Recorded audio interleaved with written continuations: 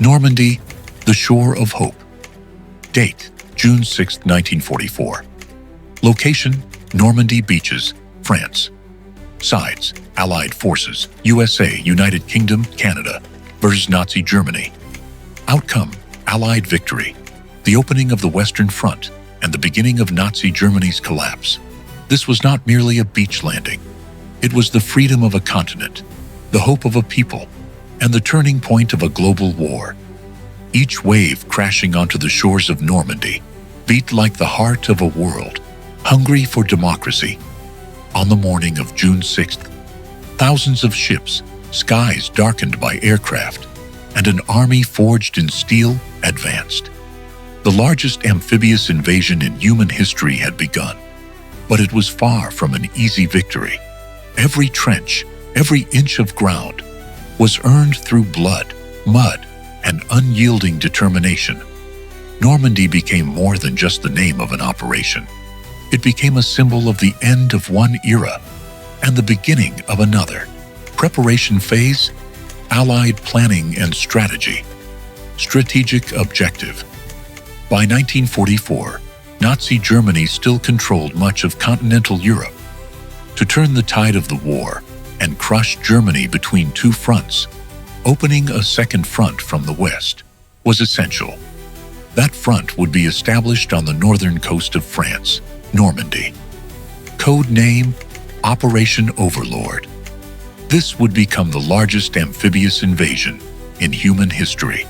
Planning and command structure. Supreme Allied Commander, General Dwight D. Eisenhower. Naval Operations, Admiral Bertram Ramsay. Ground Forces, General Bernard Montgomery. Air Support, General Trafford. Lee's Mallory forces all that's involved. Troops from the United States, United Kingdom, Canada, and Free France. Approximately 156,000 soldiers, 11,000 aircraft, 5,000 ships, over 50,000 paratroopers, logistics, months of secret military buildup across the English countryside. Fake bases and camps were constructed to divert German attention. German intelligence was led to believe the invasion would occur at Calais, not Normandy. Deception strategy, Operation Fortitude. Fake radio traffic, decoy generals, and inflatable tanks were used to spread misinformation. As a result, the German High Command failed to recognize Normandy as the true landing site. Outcome. The Allies prepared for the most massive logistical mobilization in military history. But everyone knew, no matter how perfect the plan appeared on paper, the first soldier to set foot on Normandy's shores would test it with his life. Nazi Germany's front line. Strategic context. By 1944, Europe still stood as a fortress under Nazi Germany's grip. The Soviets were closing in from the east, but the Western Front remained eerily quiet.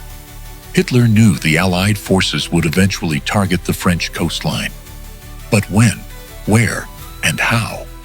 Finding the answers to those questions became the mission of the German Western Front Command. And in response, a colossal defensive line was constructed across the Atlantic coast. Code name, the Atlantic Wall. In Hitler's words, this wall would defend the fortress Europe, a concrete line stretching 2,400 kilometers from Norway to Spain. But beneath the surface, it was a castle made of sand. Resources were scarce, and time was running out. Command structure and planning. Commander of the Western Front, General Feldmarschall Gerd von Rundstedt, a seasoned strategist, but curious about Hitler's interference.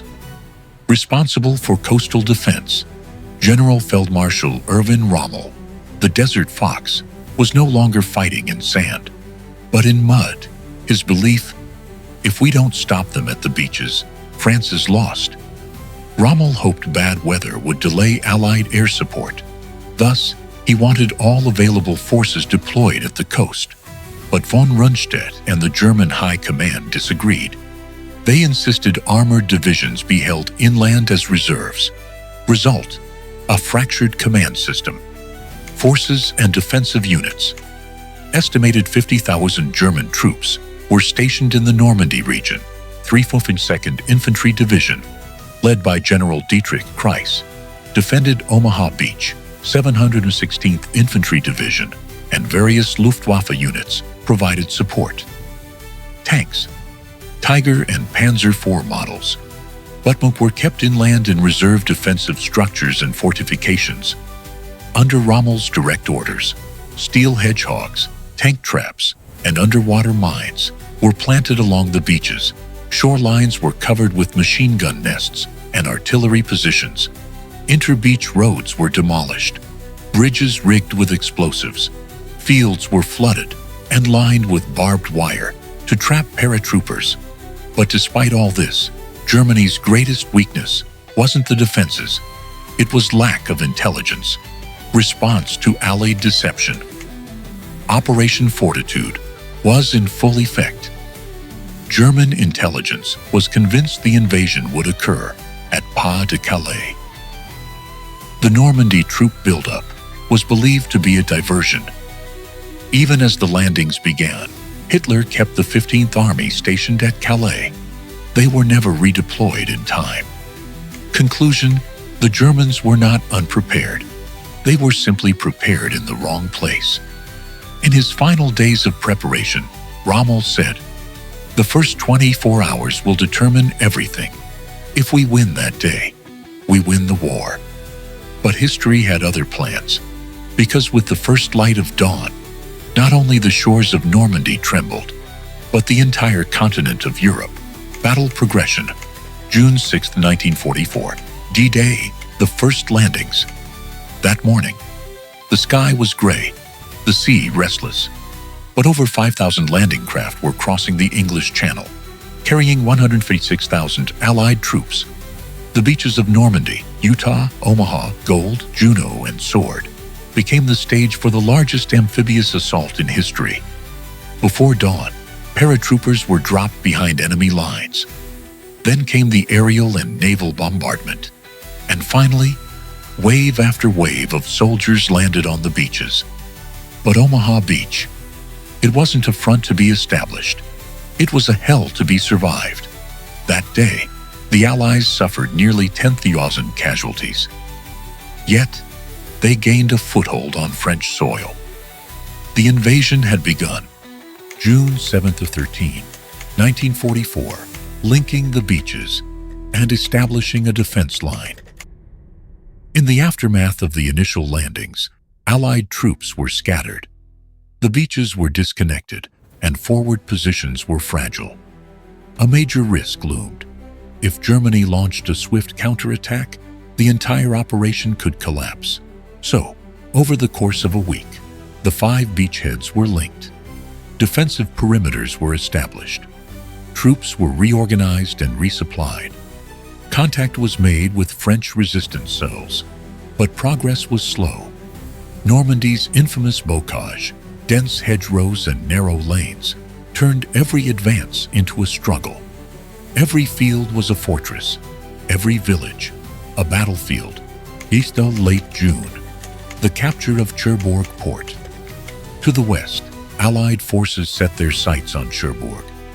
The port was critical for logistics. Supplies, tanks, ammunition, and food needed a secure docking point. But the Germans wouldn't let it go easily. They sabotaged the harbor and fought fierce urban battles. Outcome: on June 27, 1944, Cherbourg was captured. Though heavily damaged, the port was quickly repaired. Its capture significantly improved Allied supply lines. July 25, 1944, Operation Cobra, a breaking out of Normandy. This was the turning point. After over a month of brutal fighting, Allied forces were still bogged down in the tight confines of the Normandy region. The front was narrow. German resistance remained fierce, but on July 25th, Operation Cobra was launched. American bombers unleashed devastation on German lines. Then came the push. Tanks, armored divisions, and infantry surged forward in a massive assault. This operation shattered German defensive lines.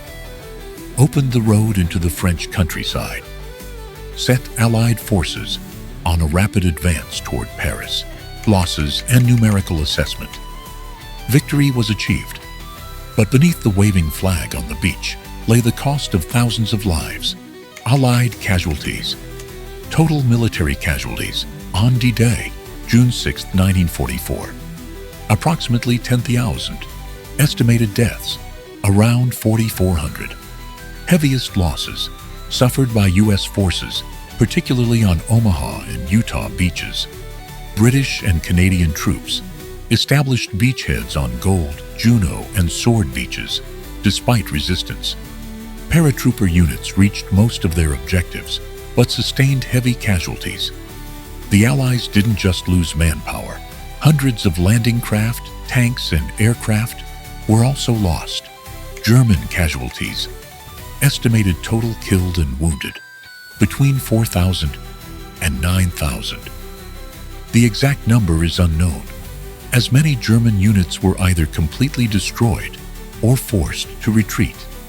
Panzer and machine gun crews suffered severe losses during the coastal defense. German forces retreating inland would continue a war of attrition in the following weeks. Overall assessment. The Normandy Invasion was the largest amphibious military operation in human history. Over 105,000 soldiers crossed continents to fight on a single day. It was not merely a military offensive, but a turning point between freedom and tyranny, bought with the lives of thousands. The global impact of the battle.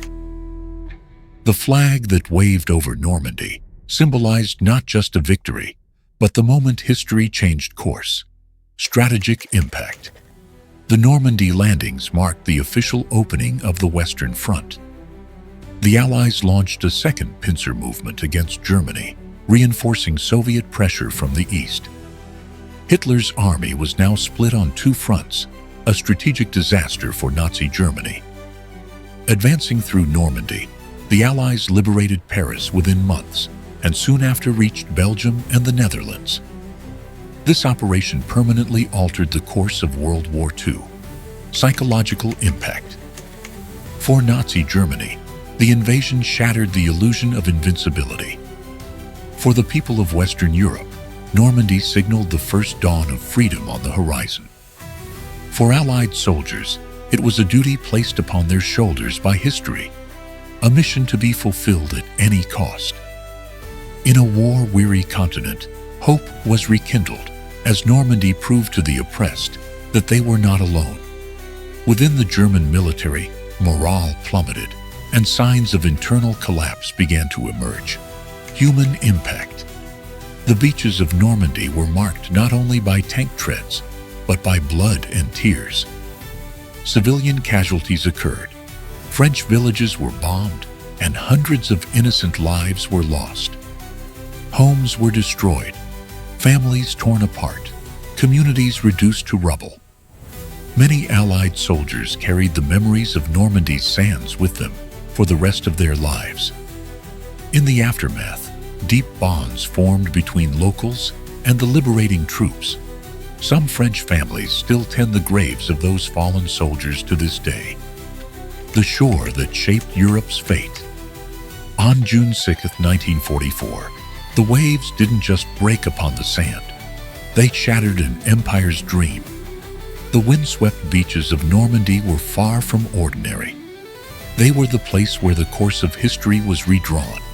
Iron, gunpowder, and blood, but also echoes of courage, conviction, and freedom. That morning, every soldier stepping off those landing crafts walked into the unknown.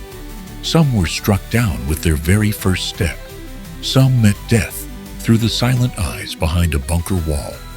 But all of them advanced with a shared belief. This world mustn't be surrendered to darkness.